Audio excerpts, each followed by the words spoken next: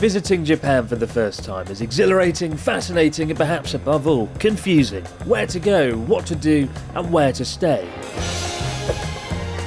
I mean, there's a reason this is the most requested video I've had for 10 years now. And so, the time has finally come. We're about to go on a 2-week journey around the country to discover how you can experience as much of Japan as possible in just 14 days.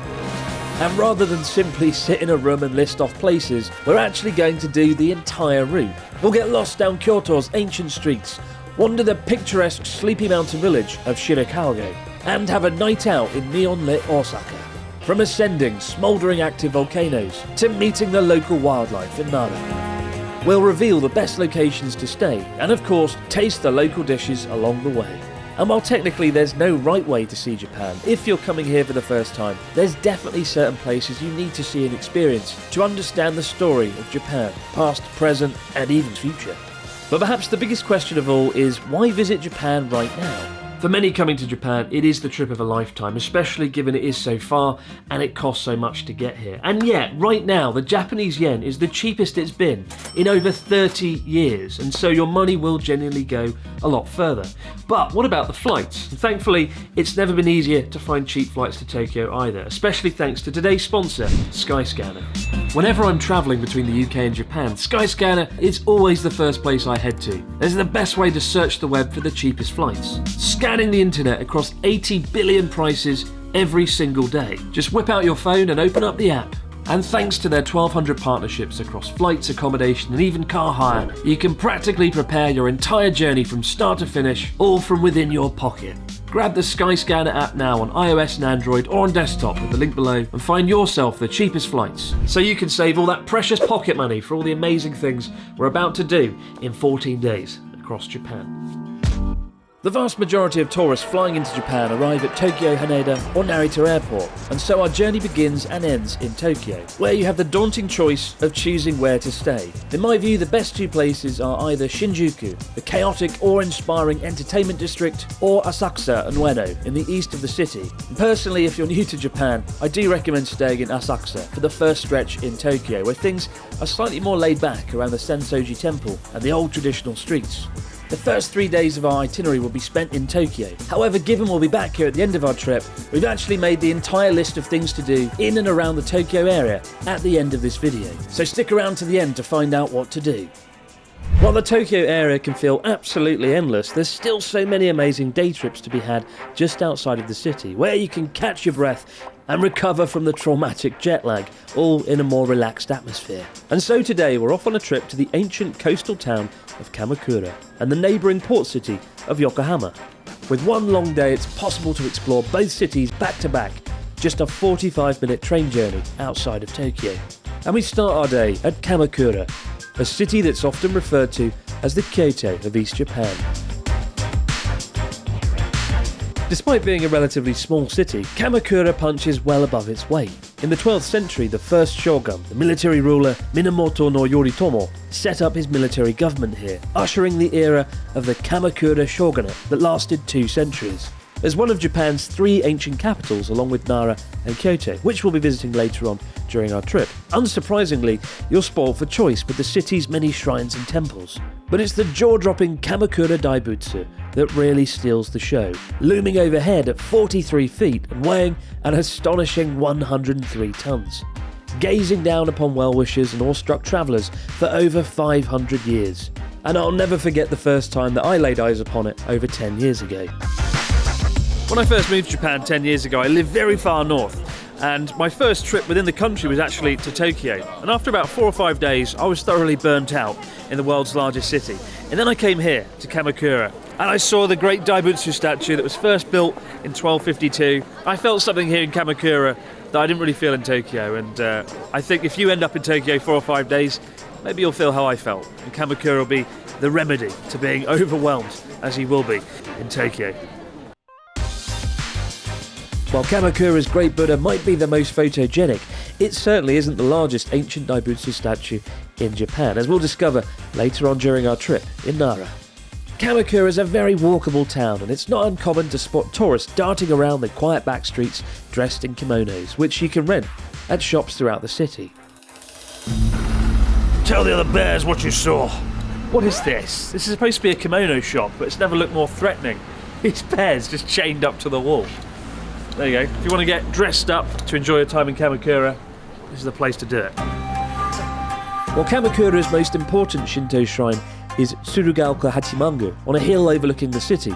Today we're actually going to sneak away from the crowds and visit the quaint and unassuming Hakone temple, with its very own enchanting hidden bamboo forest around the back of the Zen temple.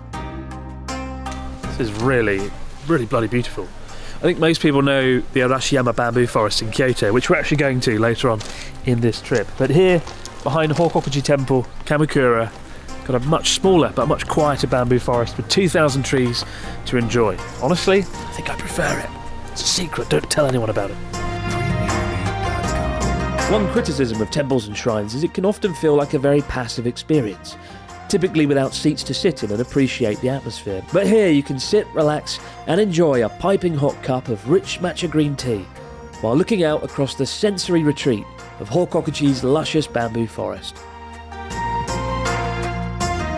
Of course, matcha is no lunch, and for that we head back to downtown Kamakura, to the teeming shopping street of Komakachidori, where you can pretty much find anything, including the greatest food of all time, the ever-fluffy curry pan, literally curry bread, in this case full of thick, gooey cheese, a tourist destination in its own right. I have it on good authority that this curry bread is the one thing to have in Kamakura. So, oh yeah, it's very crispy. There's some cheese, there's some curry. This is good. Look at that. I feel curry bread doesn't get a lot of love when it comes to videos because it's not the most photogenic thing, right? But my God, is it delicious. The crispy outer shell of the bread, the nice thick curry cheese inside. Definitely try this if you come to Kamakura. Giraffe. What a name. Giraffe. Why is it giraffe? While it is time to head off to Yokohama, we've only just scratched the surface of Kamakura and its 80 temples and shrines. On my previous trip here, I actually rented some bikes and cycled around town, and it might just be the best way to appreciate the atmosphere and the quiet back streets. And certainly, if you visit in summer, be sure to spend the afternoon down at Kamakura Beach, one of the most popular seaside spots in the greater Tokyo area. Riding the train for 20 minutes, we arrive in Yokohama, the second largest city in Japan. A dynamic port town with a sprawling seafront, despite being so close to Tokyo. It has a strong sense of identity, forged as a trading city, particularly when Japan opened up to the world in the 19th century, and now with the futuristic district of Minato Mirai, built around the iconic landmark tower, the tallest skyscraper in Japan up until 2014. Everybody loves Minato Mirai, that idea of being in a big city but also being able to escape to the coastline. And Minato Mirai literally means future port, and it does have a bit of a futuristic vibe, maybe underpinned by the very cool looking landmark tower, which looks like a giant chess piece. I love it. While half of Minato Mirai's appeal is to walk around the waterfront, an even bigger appeal is the Cup Noodle Museum, an entire attraction dedicated to the revolutionary product regularly voted by the people of Japan as the greatest invention of the 20th century. And whether you agree or not, here at the Cup Noodle Museum you can hear the story of how founder Momofuku Ando turned the idea of flash-fried noodles into the Nissin cup noodle empire that it is today, with the man himself nestled alongside history's most famous inventors the moment you enter the museum. But perhaps the real reason to visit is to create and customise your very own cup noodles. It's pretty damn fun watching your empty cups slowly be transformed as you choose the flavour of the noodles, whether it's curry, seafood, or in my case, the original soy sauce flavour, then watching it being carefully placed into the cup, before picking the fillings, in my case, cheese, fried onions, and the rather ominous sounding mystery meat. To this day, nobody knows what it is, while it kind of tastes like beef, in my view anyway. The cup is then sealed and vacuum packed before being delivered to you, ready to go. Tomorrow's lunch sorted. I mean, I'd be tempted to have it for dinner today, if we weren't about to visit Asia's largest Chinatown district, Yokohama Chinatown. From 1603 to 1853, Japan was effectively closed to the world, as part of a bold isolationist policy called Sakoku, enacted by the shogunate to limit outside influences on the country. And when the doors were finally reopened, Yokohama became not just a huge trading port, but a gateway to the outside world, reflected today through the European-style red brick warehouses and the vibrant district of Chinatown.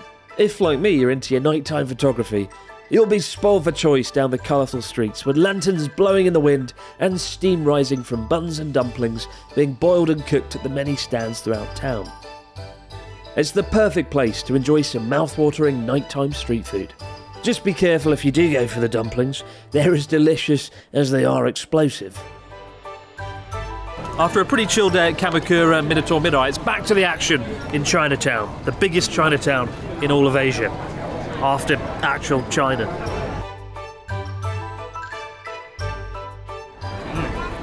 When it comes to Chinatown, of course, you're spoiled for choice. I've gone for these rather delicious pork dumplings. Be careful, they're insanely hot. I've just obliterated my mouth. Eat with care. I was lucky. The juice exploded out the dumpling and nearly hit someone in the face. Again, eat the dumplings with care. Having slept off our Chinatown dumplings, the next morning it's time to say goodbye to the Tokyo metropolis and hop on the Shinkansen bullet train 2 hours west across the central Japan Alps to the historic city of Kanazawa. So I've been to Kanazawa about 3 or 4 times over the years, and every time I do I come down here, down the Asano River, with the old Edo-era tea houses in the Kazuemachi Chaya district, and you kind of feel something here that's difficult to feel in Tokyo or even Kyoto. By coming here to Kanazawa you can enjoy a mid-sized city, but a city that's very rich in arts, crafts and food. It was once a merchant town, very wealthy, and that wealth is very much on display to this very day. During the Edo era from 1603 to 1868, Kanazawa was ruled by Japan's second richest clan, the Maida clan, with wealth derived from the region's huge output of rice.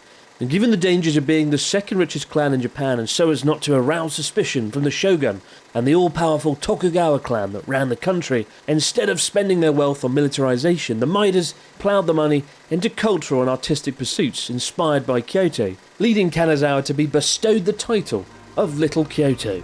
And that historic relationship with the arts is apparent the moment you arrive at the station and step through the breathtaking Suzumimon Gate, modelled after traditional Japanese drums, which lights up in spectacular fashion at night. But the locals here can practically take their pick of nicknames for the city, from Little Kyoto to the envious title of City of Gold, given 99% of Japan's gold leaf production comes from Kanazawa. And the locals certainly aren't shy about sticking gold leaves on just about everything, especially including the food. As well as munching on gold, during our visit we'll also wander through what might be my favourite market in all of Japan, explore the impressive samurai district of Nagamachi, and taste the decadent matcha green tea confectionery. But for our first stop, we're heading to our traditional accommodation, which happens to be a very good reason to visit Kanazawa alone. After Kyoto, Kanazawa is the second largest Japanese city to be spared from aerial bombings during the Second World War. And given the region has been fortunate to avoid natural disasters such as earthquakes, the city retains much of its traditional architecture. And there's no better way to appreciate the architecture than by staying in it.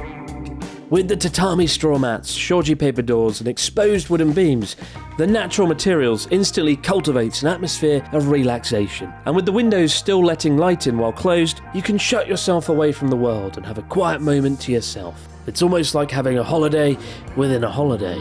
When it comes to stress relief, there really is nothing better than a Machiya townhouse. With over 200 bustling shops and stalls, Omicho has been Kanazawa's largest market since the Edo era. And whether you're visiting for breakfast or lunch, there's a ton of street foods to enjoy while lost in the labyrinth of alleyways and passages within. Now I love Omicho Market as you can pretty much find every Japanese food imaginable hidden away here. And the vendors are remarkably friendly, with hungry travellers queuing up in every alley. But maybe I'm just biased because I can't get enough of the unagi grilled eels. Typically a whole eel costs an eye-watering 4,800 yen, but for just 500 yen you can enjoy a skewer of the good stuff, grilled to perfection and drizzled in the sticky sweet unagi tare sauce made from sake, mirin, soy sauce and sugar. For the love of God, if you go to the market, you've got to try this stuff. It's not all meat and fish though. Shala tucks into a freshly cut local persimmon and follows it up with a whole orange with the inside shredded into a thick, pulpy, delicious orange juice. With everything from crabs and craft beer to lavish seafood bowls of kaisendon, you'll have a hard time pulling yourself away from the market. But once you've stuffed yourself silly, it's time to head on over to Kanazawa's Old Town Quarter in the Higashichaya district. Kanazawa has 3 historic entertainment districts, the largest of which is Higashichaya. For over 200 years, geiko, the local geisha, have entertained wealthy merchants and businessmen alike in stunning tea houses clad in the iconic lattice design called kimusuko. The carefully angled lattice design allows customers inside to see out onto the street while simultaneously concealing the interior from nosy passers-by. To this day, the geiko still exists, serving loyal local clients, though many of their old tea houses have been converted into cafes. And as we wander the streets, dodging rickshaws along the way, one of these cafes tempts us with the promise of tasty green tea matcha-infused confectionery. How can I resist? Look at that. Gold. 24 carat solid gold. I know, just blew it all away then. Oh my god, I'm blowing it away. What am I doing? This is gold. I should be eating it, not blowing it away. Across the road you'll find Hakuichi, a shop serving up the visually striking gold leaf ice cream. Because the gold leaves are an incredible 1/10,000th of a millimetre across, the slightest gust of wind and it will likely blow away, so eat it fast. Eating the ice cream itself feels almost like an optical illusion. It may look golden, but the flavour is completely unaltered, and you can't even feel the texture of the gold on your tongue. The moment you touch it, it pretty much disappears. Given Kanazawa is famed for its arts and crafts, it's the perfect place to grab some omiyage souvenirs for lucky friends and family back home. And for that we head to Kanazawa Hakomachi store downtown. From meticulous handcrafted cups and glamorous chopsticks, to Maneki Neko figurines and the star attraction, of course, a 24 karat gold leaf face mask, albeit for a rather pricey 6,600 yen. Is it worth buying just to look like a Bond villain? No, probably not. Still, for a more reasonable 2,200 yen, you can get what's cheekily described as the trial set. Naturally, I can't help myself. I want a taste of success. I want a taste of real power. Well, not quite. The real power in Kanazawa used to reside in Nagamachi Samurai District, where we head for a quiet stroll around the historic streets lined with earthen walls, private gated entrances and narrow lanes leading to gently gushing streams. The district offers a glimpse of what life may have looked like here 200 years ago, and for a quiet, contemplative evening stroll, it can't be beat. I love it. We've got a samurai district dating back hundreds of years, full of history, wealth, culture. And then we've got the Moron Cafe. Why did they choose to name it that?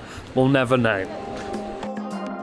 Continuing our stroll, we find ourselves stumbling across Oyama Shrine, dedicated to Maeda Toshie, the first lord of the immensely powerful Maeda clan. And while the temple itself is pleasant, it's the distinctive gate that's the star attraction, with its European aesthetic designed by a Dutch architect. It may not have been popular when it was first built, but today it's a national treasure. And speaking of the Maeda clan, while we didn't have time on our trip today, Kanazawa is also home to one of Japan's 3 most famous gardens, Ken-no-kuen. Beautifully maintained by, yes, you guessed it, the Maeda clan, from generation to generation. It's absolutely worth a visit, as photos and videos simply don't do its beauty justice. As we saw earlier at Omicho Market, seafood is kind of a big deal in Kanazawa. And for dinner we head to Kirari Sushi, not too far from downtown Kanazawa Station. Conveyor belt sushi restaurants are typically associated with cheaper cuts of sushi, but here at Kirari, not only is the sushi high quality, but it doesn't revolve either, as it's whisked over to you on sleek bullet trains from the kitchen. Sourced from the nearby port, the fish is some of the best in town, although not all ingredients here come from the sea, because that's right, not even the sushi escapes the 24 karat gold treatment. Oh good God, gold leaf sushi. This is nodoguro, black throat fish. It's the local fish of Kanazawa, and they're so proud of it they drenched it in gold. Let's taste it. Ice cream's one thing, but fish with gold? It could work. Look at that. Oh, alright. That's Charlotte's piece. Yep, you can't taste the gold, thankfully. Just tastes very good fish indeed. But if you want reasonably priced sushi at a good place, and gold sushi no less, come to Kirari Sushi. Pretty good place. Well, it's been a fun day here in Kanazawa, and having eaten half the city, it's time to retreat to our cosy Machiya townhouse, where I can finally have my long-awaited soak.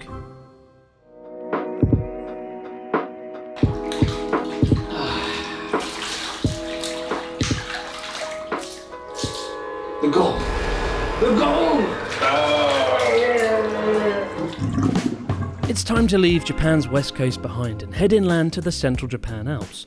Our destination? The mountain town of Takayama, about a 2-hour train or bus ride. However, we're taking a detour first, because right in the middle of Takayama and Kanazawa lies the most picturesque town in all of Japan. It's called Shirakawago, and it's a settlement that was once hidden away from the rest of Japan by the surrounding mountain peaks. Today, its thatched roof farmhouses and carefully tended fields have been awarded World Heritage status, and the unique way of life opened up to the world.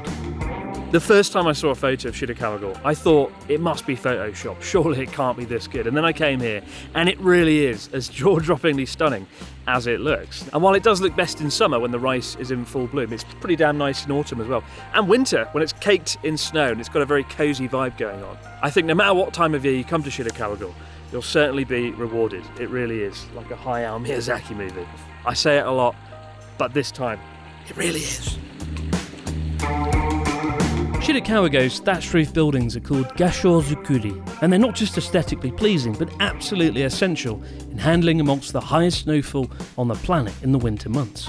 When looking at the village, you may notice all the buildings face the same direction from north to south, a direction specifically chosen to help minimise wind resistance. But what makes the town so special is that it's not an open-air museum, but a real lived-in town with a local population. In fact, if your schedule allows it, the best way to enjoy Shirakawago is to actually stay the night in one of the farmhouses. But whether you're here for the night or half a day, you'll constantly be surprised by the picture-perfect nature of the village, and, admittedly, the rather random goat just standing in the street. Don't know how it got there. You often see people sharing videos of fish in the waterways of Japan, but actually it is quite rare outside of mountain towns like this in Shirakawago. But here, abundant. Looks pretty damn cool though. Adds to the whole vibe. And there's a goat over there randomly just walking the streets as well. So the wildlife of Shirakawago.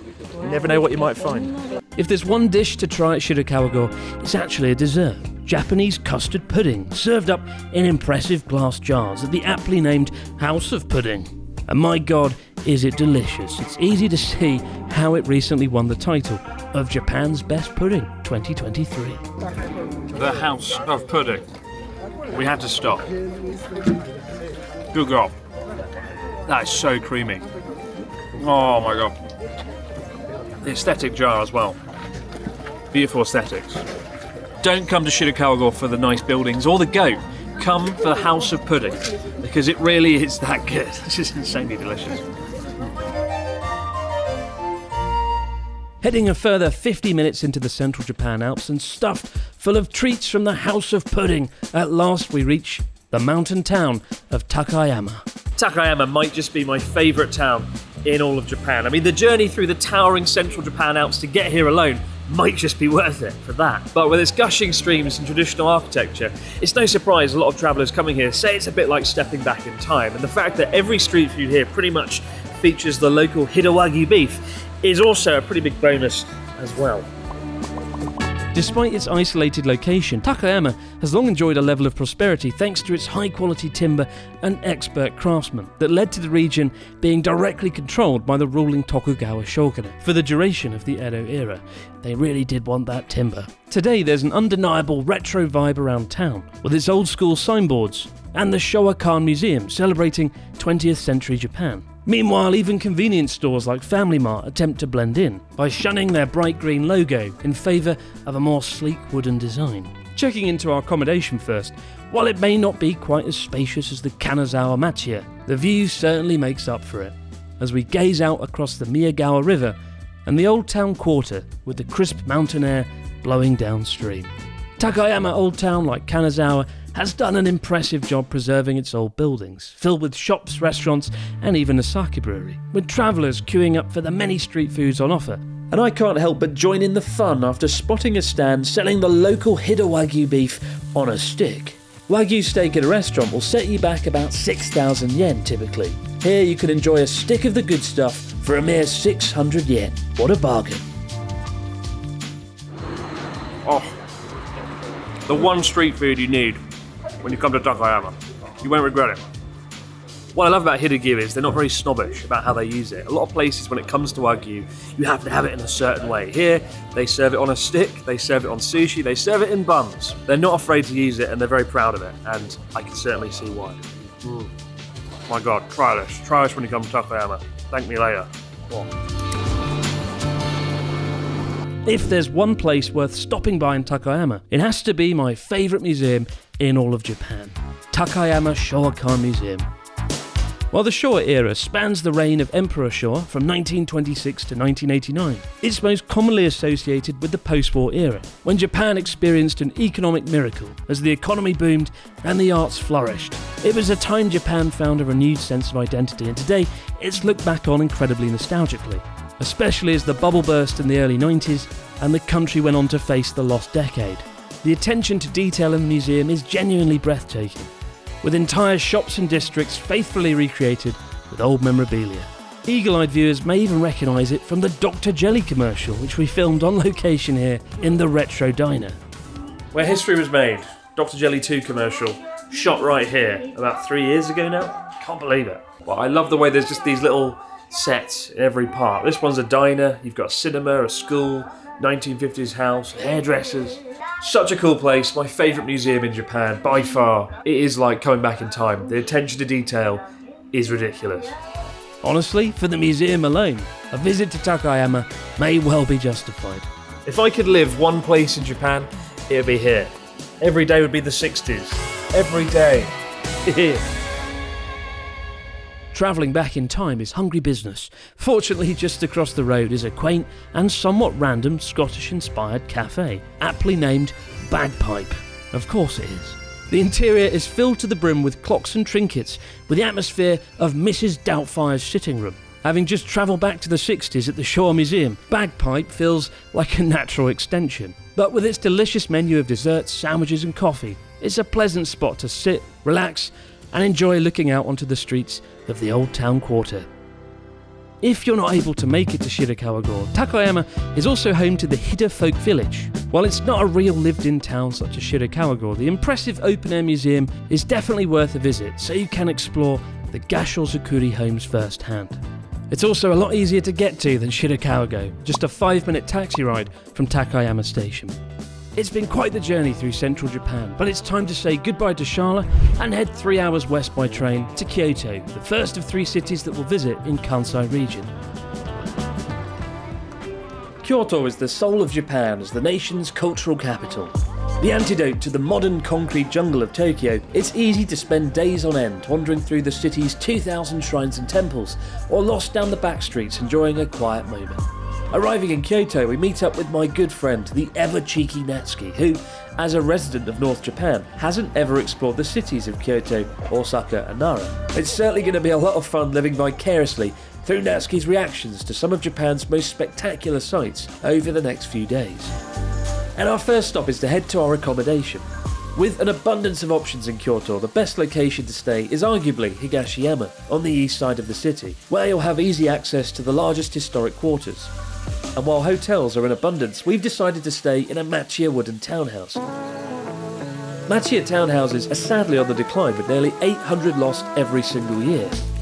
The one silver lining is the city's booming tourism sector is helping to keep them alive, with many being renovated for travellers looking for their own private slice of Kyoto. Wow! And with the all-natural materials and enclosed garden, hopefully you too will find your own piece of calm in the middle of the bustling city. It's very small, like a hobbit.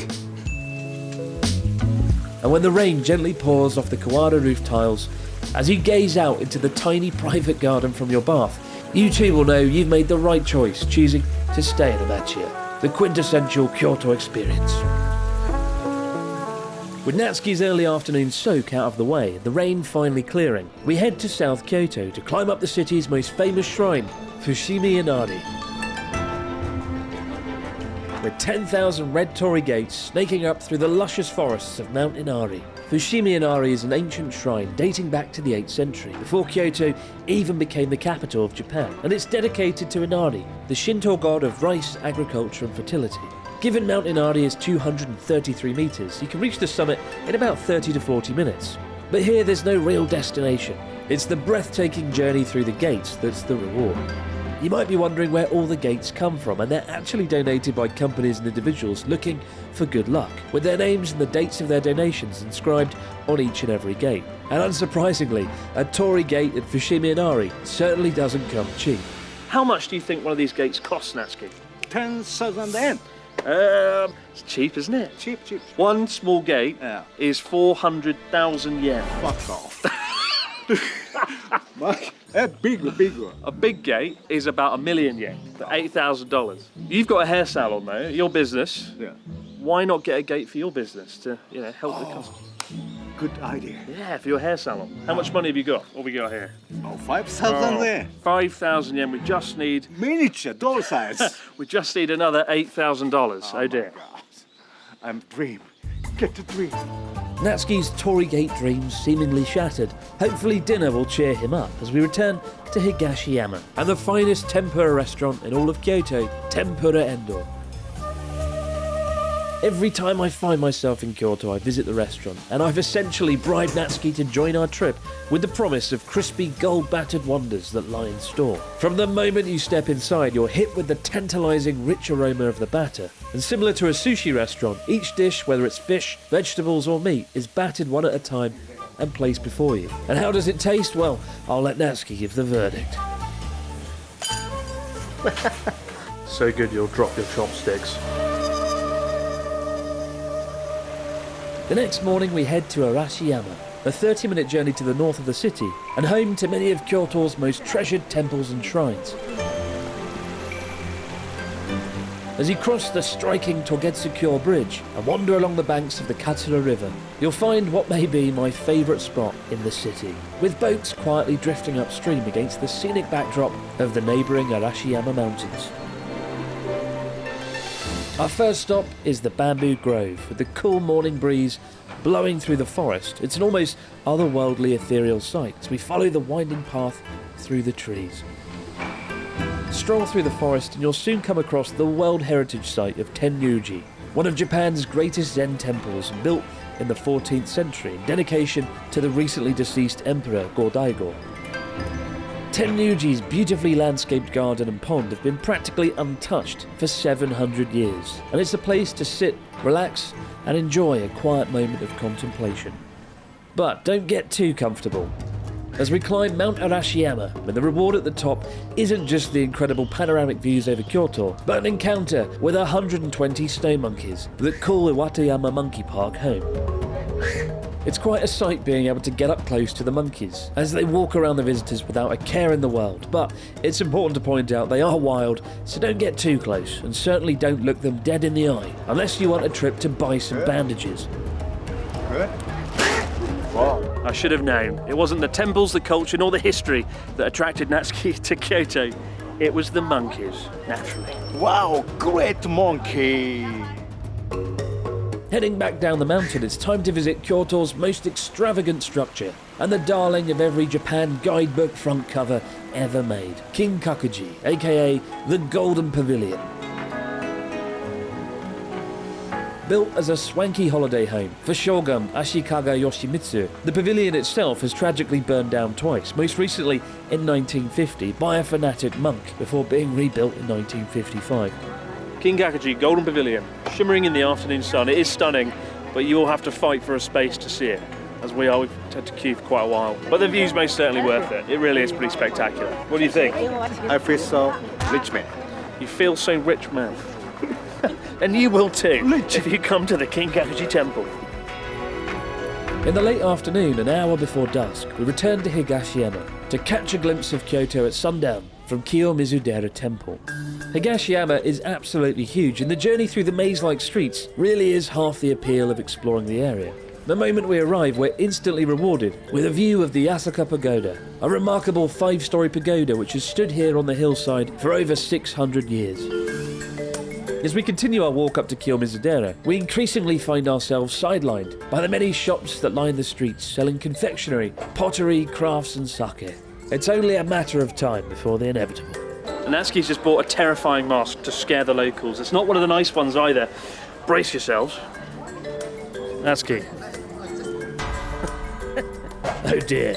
That's certainly one way to stand out in Kyoto's crowded streets. Kiyomizudera, literally meaning pure water temple, resides in an enviable spot on the mountainside with sweeping views over Kyoto and derives its poetic name from the waterfall it was constructed around in the 8th century. Perhaps the most impressive aspect of Kiyomizudera is the towering wooden stage that rises 13 metres above the ground, built without using any nails and giving visitors spectacular views over the cherry and maple trees that span the mountainside. From here, as you gaze across Kyoto, with traditional architecture in the foreground and the monolithic modern-day Kyoto station in the distance, you'll truly be able to appreciate Kyoto's story, past and present. And for just 500 yen, you can also appreciate your fortune, as Natsuki grabs an omikuji, literally a message from the gods, written on a paper slip and often found on sale at Shinto shrines and Buddhist temples. Moment of truth. Shit! Too fucking bad. If you hadn't have bought the bad luck, you wouldn't have had it. And if at first you don't succeed, buy another message from the gods. I get the chance. What have you got this time? All right, drum roll. Good.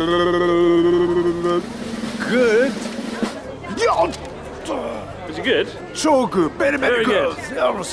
Does it cancel it out? Good Yeah. fortune, bad fortune? Good fortune. 運はね、自分自身で掴むものだぜ。Having successfully manifested some good luck, admittedly with the help of his wallet, it's time to manifest some dinner. When it comes to dining out, Kyoto's Pontocho alleyway is home to more bars and restaurants than just about any other stretch in the city. It's well worth a stroll for the atmosphere alone. However, we're going across the bridge into Gion to a restaurant serving up the local Omi beef. Said to be one of the 3 great beefs of Japan alongside Kobe and Matsusaka, here we're able to sample the buttery rich A5 Wagyu as it's gently and delicately sizzled before us by the master chef. Omi beef is typically cheaper than its rarer cousins of Kobe and Matsusaka. There is somebody who's consumed a formidable amount of Wagyu in the last 10 years, and admittedly on this trip, it's less to do with where the cut is from and how it's grilled and prepared. And once again, I'll leave the verdict to Natsuki. Oh my babe. Oh my god.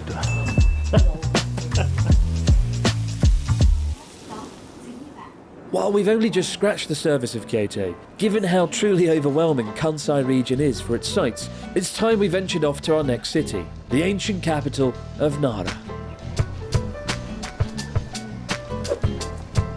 Nara is a much smaller city, and its relaxed pace is much welcomed after Kyoto's somewhat frenetic streets, especially as many of the city's treasures are situated in the majestic Nara Park.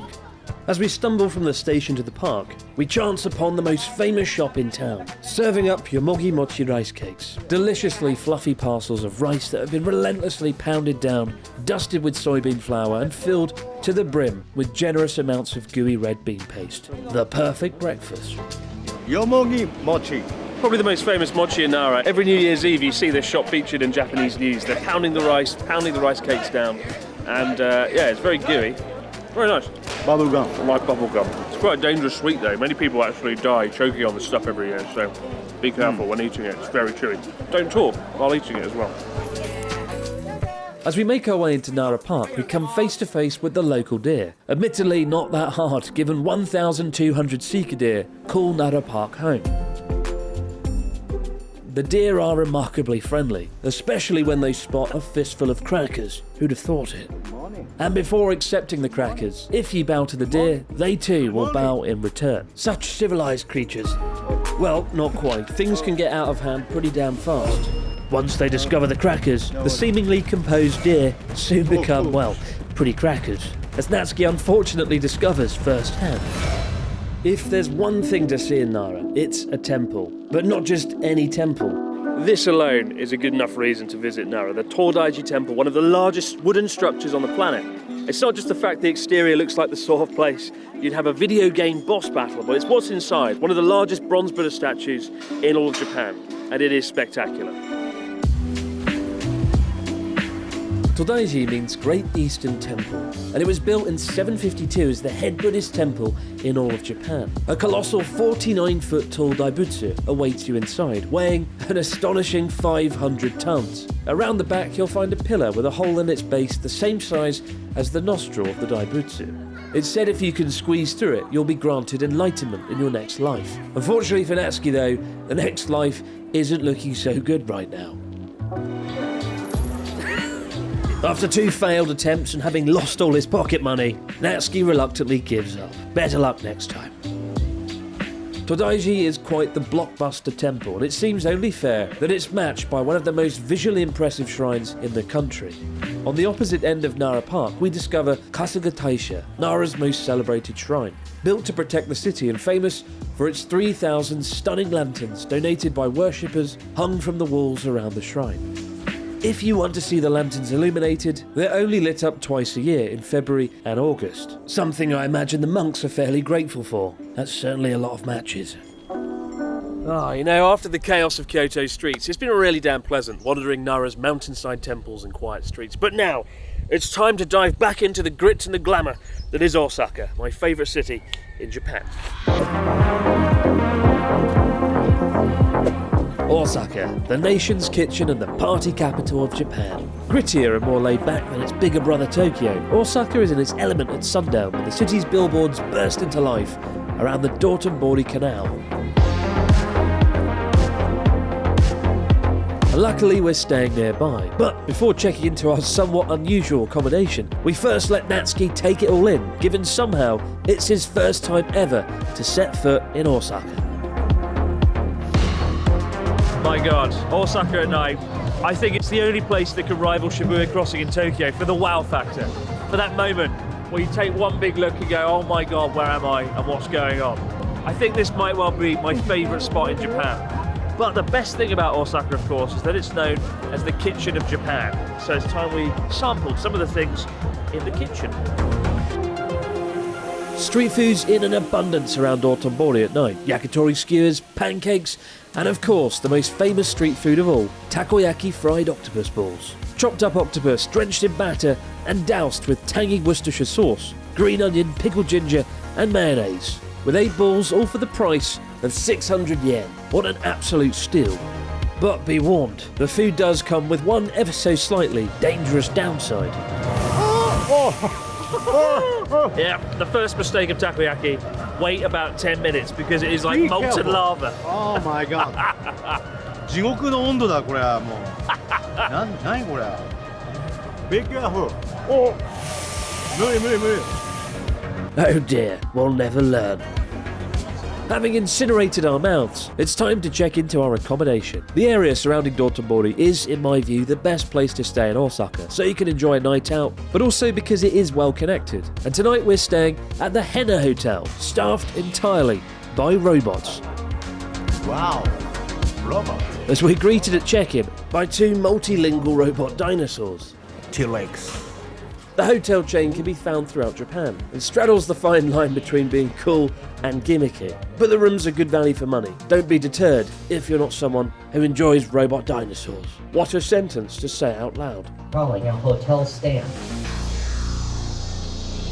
The next morning we visit the city's most important landmark, the enormous Osaka Castle, with its traditional architecture quite the contrast against the city's gleaming modern skyscrapers.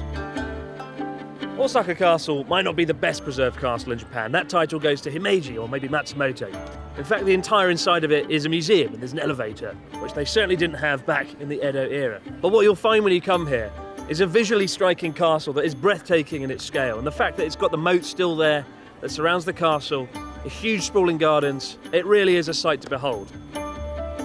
Osaka Castle played a huge role in the history of Japan. From 1614 to 1615, the ruling Tokugawa clan fought a lengthy battle involving several 100,000 troops, laying siege to the castle against Toyotomi Hideyori, the son of the general who united Japan and built the castle. The defeat cemented the power of the ruling Tokugawa shogunate and ushered in the Edo era. Similarly, when the castle fell in 1868 during the civil war to imperial forces, it marked the end of an era and 200 years of rule by the Tokugawa dynasty.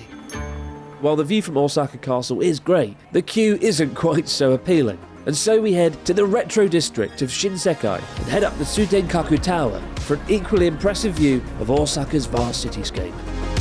Admittedly, it may even be better, given you can see the castle itself. Developed in 1912 and originally inspired by Western architecture, Shinsekai literally means New World. Today, however, its vibrant and evocative billboards look more like a foreigner's imagination of what Japan might look like. Oh, すげえこれだよこれ Bad Sailor Pirates. It's here in the colourful streets around the Tsutenkaku Tower that you'll find restaurants selling one of Osaka's most iconic dishes, kushikatsu, deep-fried skewers. So sour. Perhaps the only flaw of the dish is it's pretty damn hard to discern what it is you're eating. While it all looks the same here, we've got cuts of pork, beef, onions, potatoes, shrimp, and my personal favourite, cheese. Lots of cheese. Happy sausage. Take a skewer, dip it into thick tonkatsu sauce, essentially Worcestershire sauce, and never look back. My God, it's good. Beautifully crunchy batter. And nice friend beer. Oh, Good combination. nice friend. Nice friend beer. Oh yeah. Lunchtime on beer. Great time. Well, it's good to know Natsuki is so easily won over. But it's at this point in the trip you've got a sort of choose-your-own-adventure stage. With an extra night to spare, you can either visit Hiroshima and the island of Miyajima in the west, or head back towards Tokyo with a stop off at the hot spring town of Hakone. And seeing as we've covered Hiroshima in a dedicated video before, linked below, we're going for Hakone. Unsurprisingly, I don't want to share a bloody hot spring with Natsuki, which means it's time to say goodbye to Natsuki and hello once again to Charlotte. Hakone is 1 hour outside of Tokyo by Shinkansen, and yet from the sheer change of scenery, you'd hardly know it was on the doorstep of the world's biggest city, as skyscrapers are replaced with luscious towering peaks, and if you're lucky, even a glimpse of Mount Fuji itself. In fact, when riding the Shinkansen Tokyo bound from Osaka or Kyoto, be sure to pick a window seat on the left side of the train and you may just be rewarded with the quintessential Japan view. Hakone itself is nestled within the complex volcano of Mount Hakone, encompassing 2 overlapping calderas, several peaks, and the glistening Lake Ashi. It's perhaps no surprise that the seismically active national park has some of Japan's most famous inns, so eagerly exploiting the precious onsen hot spring water bubbling up from below. And for a one-night excursion, it's the perfect place to experience a Japanese ryokan, a traditional inn. The key distinction between a ryokan and a hotel is that a ryokan is a holiday destination in its own right. A mini break with the food, the hot springs, and the relaxing surroundings of your room all serve to let you escape, relax, and unwind.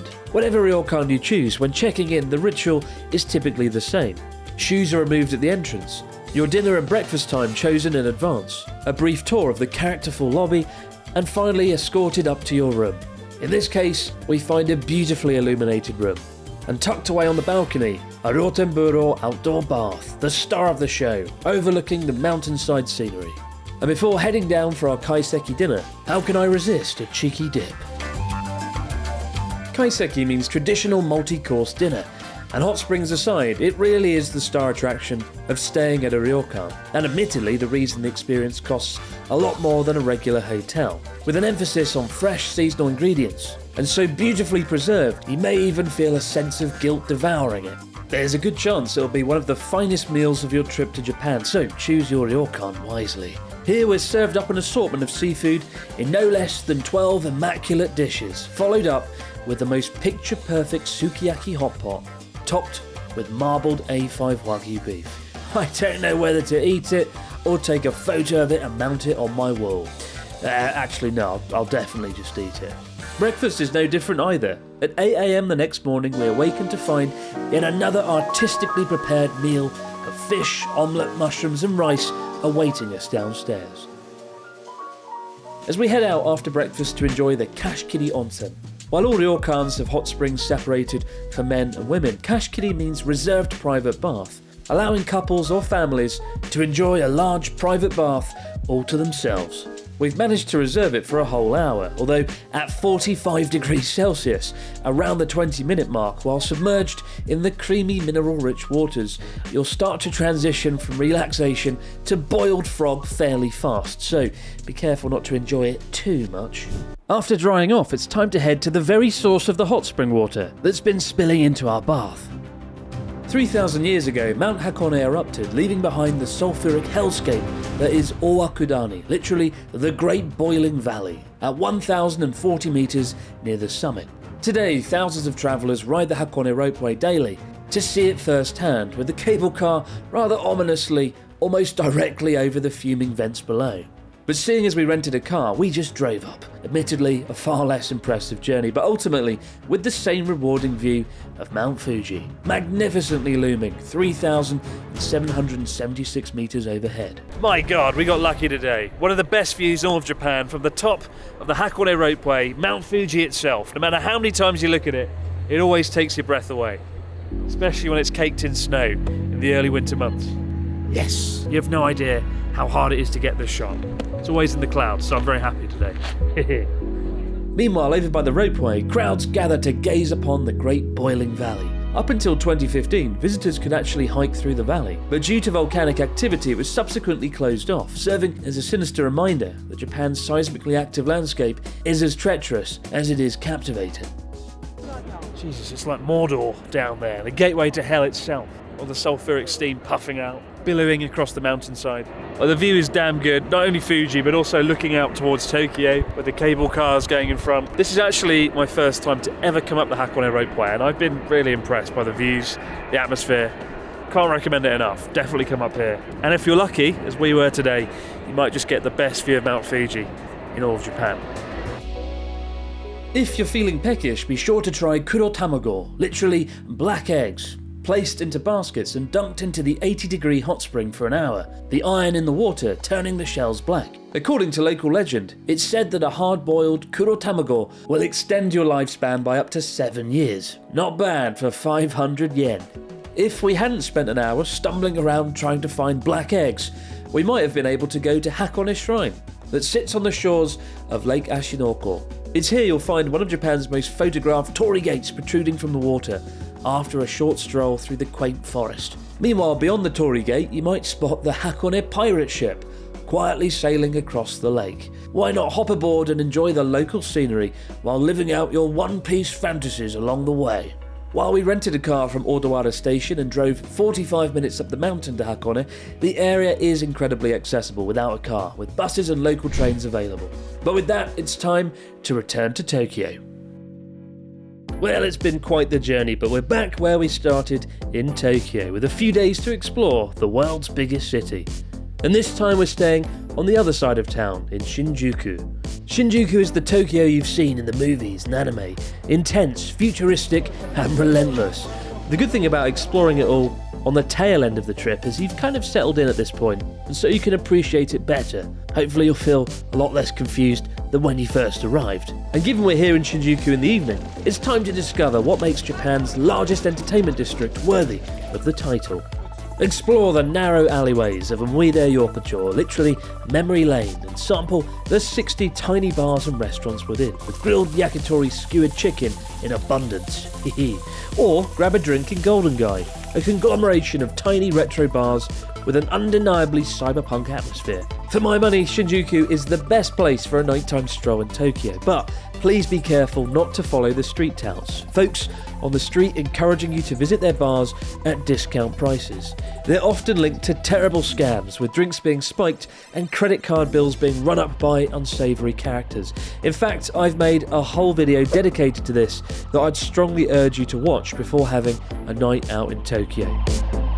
After Shinjuku, Shibuya is also a great place to spend the night out. While not as big as Shinjuku, Tokyo's most eclectic shopping district is home to the iconic crossing, a sight to behold with dozens of billboards blaring out overhead. But your final days in Tokyo are a chance to do the many things you may have missed on your travels across Japan, and given everyone's tastes are completely different, there really is no correct way to experience the city. So rather than reel off a list of neighbourhoods you need to explore, I want to end our journey by sharing with you 10 things you need to do while you're in Tokyo. Number 1. stay in a capsule hotel. Somehow we haven't done it on this trip so far, and there's more capsule hotels in Tokyo than any other city. It's a unique way to spend the night that you simply won't find outside of Japan, so do it while you can. Number 2, why not stay at a love hotel? Don't be fooled by the name, there's nothing inherently sleazy about it. Love hotels can't be booked and are first come first served. Just walk in and grab a room for 2 hours. In fact, you may want longer. The rooms are far more playful and fun than regular hotels, with karaoke and jacuzzi baths included. And speaking of karaoke, number 3, go to karaoke. It's cheap, fun, and all you can drink. When showing friends around Japan, all good holidays end slumped over a beer in a karaoke booth. Number 4, get a jaw-dropping panoramic view of Tokyo. While Shibuya Sky is the new kid in town with perhaps the best views of the city, the queues can be over an hour. The alternative is to visit Mori Tower in Roppongi. Visit the rooftop sky deck, where you can stand 238 metres above Tokyo and truly appreciate the ridiculous scale of the world's largest city. Number 5, visit a game centre. From Mario Kart to the iconic Taikon or Tatsujin Ultimate Drumming game, it's the best place to blow off steam and get immersed in a world where the fun never ends. Until they close at 10 PM. Number 6, take the monorail over to Odaiba, a futuristic district on a reclaimed island with sweeping views over Tokyo's skyline. From the eye-catching Fuji television building to the 20-metre to scale replica of a Gundam robot. But it's the monorail that's the star of the show, winding through Tokyo's skyscrapers and across the Rainbow Bridge. Number 7, go souvenir shopping in Ginza, the trendy upmarket district. I never know what to buy friends and family back home, but umeshu plum wine always seems to do the trick. Regular Nihonshu sake is a bit more of an acquired taste. Number 8, stroll through Tokyo's many parks, whether it's Ueno Park with the zoo, Yoyogi Park for the people watching, or Shinjuku Park for the carefully tended gardens. They each have their own charm, although I think Shinjuku Park is probably the nicest to spend a couple of hours strolling around.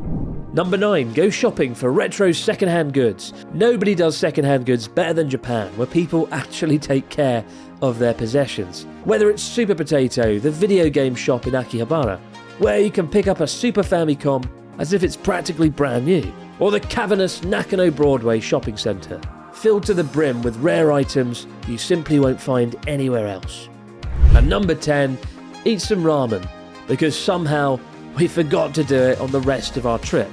Ichiran is a tourist favourite, although in my view it's good if not a little bit overrated. Go to Ippudo if you want to visit the chain that all the locals go to, or better still, visit an independent family-run ramen shop, of which you're pretty much sport for choice given there's thousands across the city.